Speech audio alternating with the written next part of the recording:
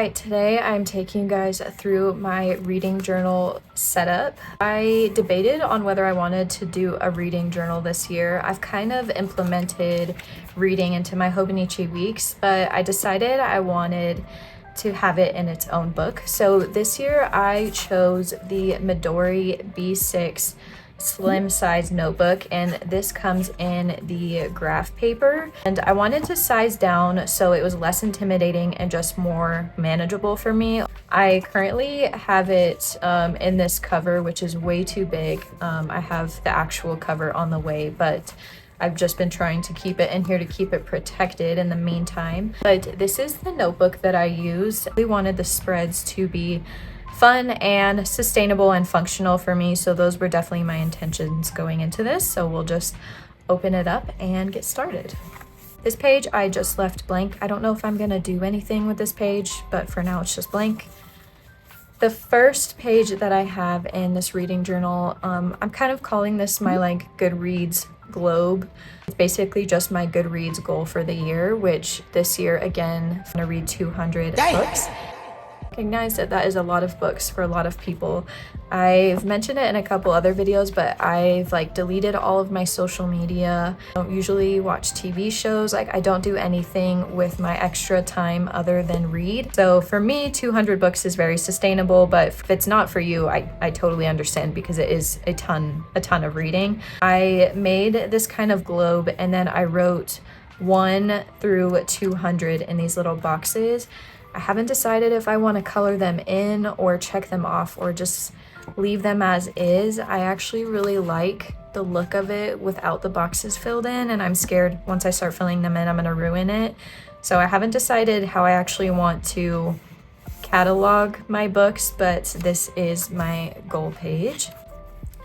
Next is my kind of 5-star fantasy map. So I created my own fantasy map, and if you can see, my island is in the shape of the letters TOP for Tori on paper, and I even included it on my little globe. My little TOP country is right there. But essentially the purpose of this page is every time I read and rate a book 5 stars, I'm going to include it somewhere on this map. So depending on the title of the book, I might put it somewhere on the island itself. It might become one of my ocean names, things like that. And so this is kind of my 5-star map, and I think it turned out really cute, and I really like it.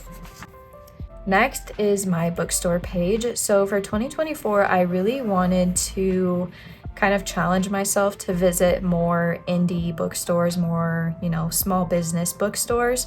And so every time I visit one of those, I'm going to write the name of them in these kind of book boxes and try to make them look like books. And then I wanted to save the receipt somehow and either paperclip the receipts to those stores in this page, or maybe just I'll put a clear pocket in here and save them. But this is just kind of a bookstore tracking page, and I just want to see all the different bookshops that I can go to this year. Next is my book bracket page. So this is a spread that I did this year that I really enjoyed and kept up with. Mine for this year looked like this. So if you're unfamiliar, every month of the year you'll write in your favorite book, and then it just works like a bracket. And so you vote on what your favorite book out of these two was, then it goes here, and then you just work your way down to your favorite book of the year essentially. And I really liked doing this, and I knew I wanted to do it again, but I just wanted to add a little spice to it. And so this is my book bracket page. So I have all 12 months of the year up here. So this is January, February, March, April, etc. And then as we move through the year, I'll move down. So once January, February, and March are filled out, I'll put my top 2 books out of these 3 right here. And then same with these months, my top 2 books out of the 3 will go here. My favorite book out of these 2 will go in here. My favorite book out of these 2 will go there, and so on. And then once these 4 are filled out, I will do my top 2 books, and then from my top 2 we get to the top 1, which is my favorite book of the year in theory. And so it's basically just a book bracket. It's a little bit more complicated. I just wanted to make it a little bit more fun and a little bit more artsy. This is the only page I really put color in. Most of these are black and white, but I did a little bit of gouache painting on these just to give it some color, because it is a lot of blank space, and I don't think I'm gonna color the books in, but I might do that. I haven't decided yet, but that is my book bracket page. Next, this page doesn't really have a purpose or a function. I just kind of wanted like a break in between all of these. Both of these sketches are from reference pictures that I found on Pinterest. They're not my original drawings. I just wanted some sort of visual right here, and then I put one of my favorite quotes from my favorite book. You've probably seen it before, but my tattoo on my hand is from The Invisible Life of Addie LaRue, which is my favorite book. And I don't know, I just like it, and I don't really have a purpose for this page, but I thought it was cute. Next is my 2024 releases page. So these are all the books that I am really excited about that are releasing in 2024. I have made a crossword out of them. So what I did is I made my own hints for all of the books over here, and then as I read the books, I will go in and fill them out in my crossword. For number 5, I put Our Lord and Savior. It's Sarah J. Maas for the new Crescent City book. So when I read the new Crescent City book, I will write it in 5 across and then, just work my way through the list. This was just a fun way for me to document all the books that I'm excited about. I debated on putting their release dates next to the hint, but I don't always read books on their actual release date or even that same month, and so I decided to leave those off. But if you wanted to recreate this, you could put your hints as the release dates or the genre, things like that. And that is kind of the last reading spread that I did, and then we just get into kind of my book logging that I'm gonna do. Every month is gonna be a new chapter. January is chapter 1, February will be chapter 2, and so on. I just wanted to be a little bit more intentional and just articulate my thoughts and feelings about the books that I'm reading a little bit more. So every time I finish a book, I want to sketch the cover of it really quickly, and then I'll just write in the title, the author, and then the star rating I gave it, and then just any thoughts I have about it. I might put in like my Goodreads review, things like that. I want this to be very sustainable for me, and I don't want this to become too much work. And so I'm not pressuring myself to do like a book per page or anything like that. If I only have one sentence to say about a book, then I'm gonna be fine with it. But this notebook, I believe, has 177 pages in it. And so if my reading goal is 200 books, I thought this would be like a perfect amount of pages to fill up with all of the books that I read. I didn't want to have these pages be weekly or daily maintenance for me. A lot of these spreads I put in here, I'm really only going to reference probably once or twice a month. And then I can spend a lot of my time and invest a lot of time into these pages.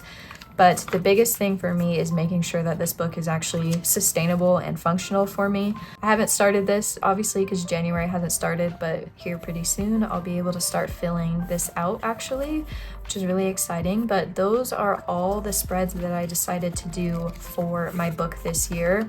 I really like the size and like compactness of this notebook. Again, I think it makes it feel a lot less intimidating.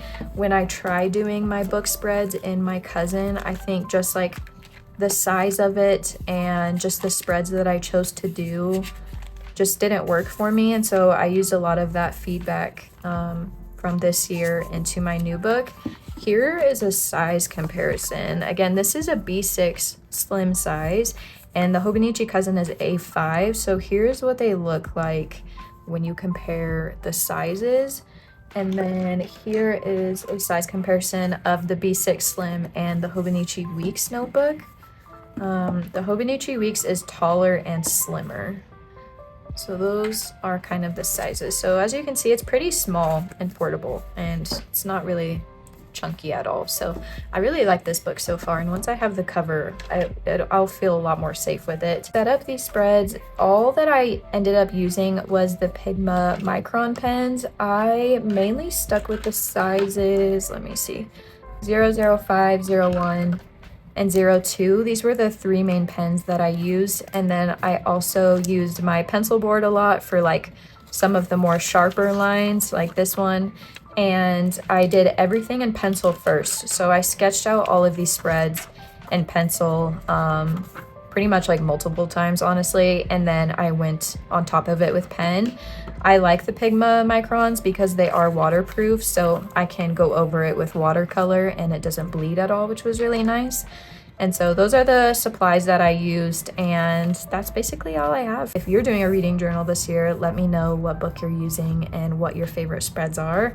I think my favorite spread, honestly, is a fantasy map, just because I am a fantasy girly right now, but I like how they all turned out. So thank you so much for being here, and I'll see you in the next video.